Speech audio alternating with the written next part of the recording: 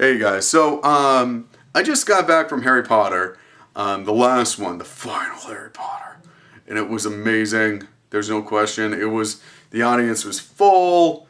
I definitely recommend watching the prequel to this one, at least the last movie that is on video. You can get it on various services. You can find it online if you really try them. Wink, wink.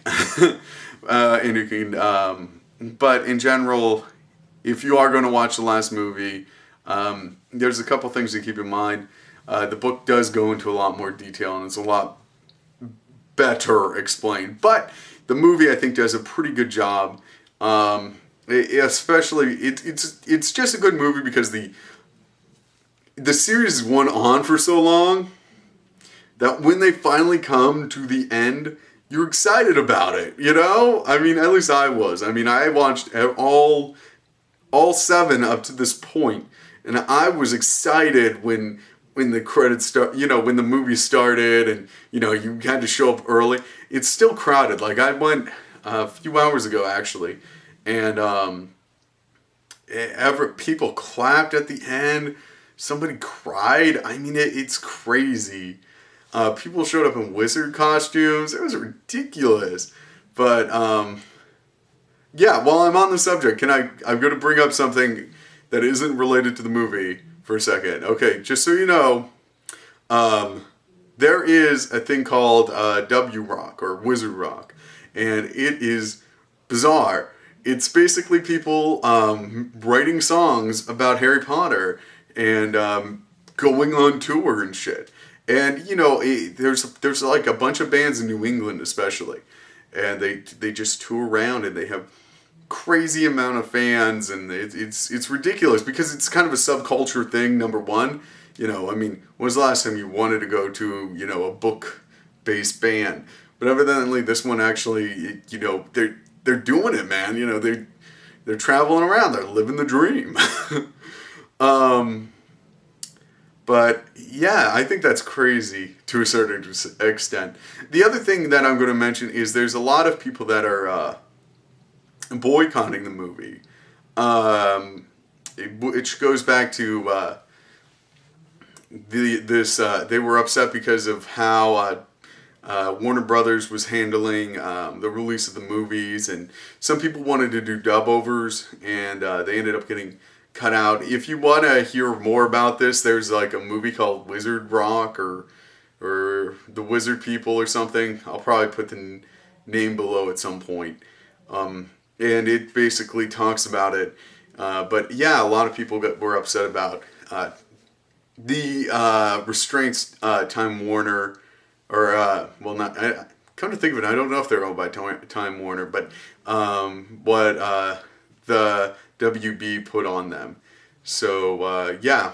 So, if you want to protest that, I guess, there, you got some information. You have a reason not to watch it if you don't want to watch it. Now, if you're a big fan of the book, yeah, it doesn't follow the book necessarily that closely. But then again, I think that they follow the book about as much as any movie can. The actors, I think, do a pretty good job of conveying the emotions. The music works. Once again, every single movie gets darker in the Harry Potter. I don't know it's not a trilogy, but it's a lot of eulogies or whatever. Every movie gets a little bit darker, and this one's no exception. Though it does have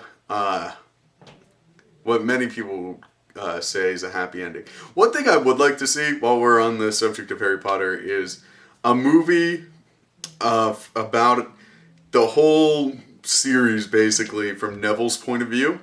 Because I think that would be interesting to see. Because if you think about it, I was watching all these movies, like I said, and one thing I found was that Neville's seems very important to the overall story. Like, he's the guy that always shows up kind of at the right time to move the plot along. Like, go ahead, go watch all the movies and you'll see what I mean. There's a bunch of other characters that get a lot more credit for it, but he's kind of like that character that nobody mentions that does almost like everything that the other characters can't.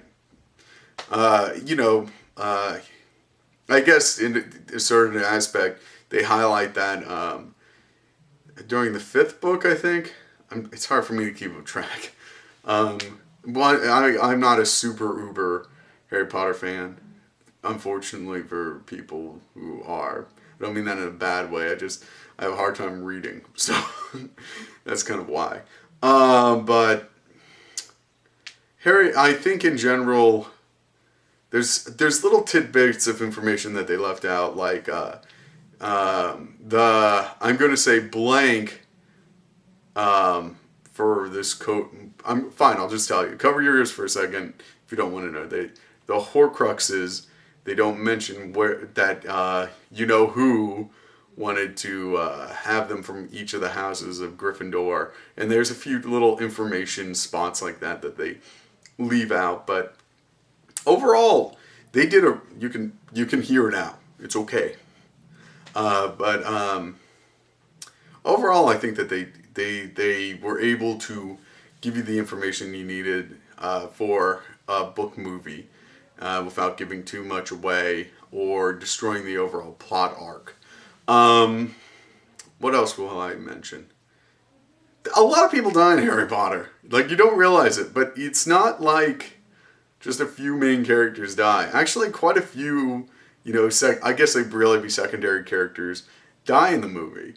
Another thing I'll ask is, can somebody explain why, by disarming, here, if you don't, I guess if you've seen the book or the movie, listen in. I'd like to know this answer. If not, don't you know, just tune out at this point. Just turn off the thing. I'll give you the review real quick. I definitely go see it. It's probably the movie of the year with the exception of Super 8, which would be close. I definitely recommend it. Everything's great about it. I give it a 4.5 out of 5. 4.5 out of 5. Yeah. You know, 5 being, oh my God, I'm going to see this 1,000 times. Oh, how dare you insult this movie. You know. Anyway, so yeah, you guys who haven't read the books or the movies, tune out. But for those of you that have, I got a question. It's really an easy question, I guess, but it kind of bothered me. Is at the very end of the book, the movie, Harry Potter at one point disarms Voldemort, and he ends up dying. But if he's just disarming him, why would he die? I don't fully understand that. There's other aspects of the storyline that I don't understand, but that part in particular kind of bothered me. Because if I'm disarming you, I'm not killing you, right? Or did he use a different curse in the book? Am I misplacing my information? Because in the movie, he did not use, you know, the death curse or anything seemingly that horrible. You know what I'm saying? Or did he just collapse in hatred of himself or something, or some hippie answer like that? I mean, I'm open to it. I think that it's a good ending. I just would like to know from people that know what the fuck just happened, you know? The other thing I'll mention is I think that they really, for the amount of time they gave Snape's role, I think that they were able to encapsulize the causes of his actions really well in that little tidbit of time. Like, for the amount of time they gave Snape's backstory, they capitalized that. That was like 100% for every minute they put into that, you know, flashback. I mean, that was some good, you know, quick, you know, thinking. Now, what else would I ask? I guess that's basically it. I do like how the overall plot of the story flowed. But it's kind of sad to see it over. For those of you that don't know, Rowling, I think I mispronounced her name, but I'm not going to try again. She's talking about continuing the story on like ebooks or something. You just type in her name and you can find it pretty easily. Information, and you should definitely check that out if you're a fan of the books and the movies. Though I don't know how much she's actually going to give. it's not like she's writing a whole new book. It's like she's just really making short stories at best, from what I understand. It's not going to be like the, you know, it might be a little bit more of the backstory. She might just explain things. But anyway, subscribe, comment, rate. Once again, I'd like to know the cause of that explain the end of the book to a certain extent to me. If you don't feel like it, or if I've mispronounced any of these names or anything, remember I'm just a muggle, you know, it's okay. Anyway, subscribe, comment, rate, have a great day, bye.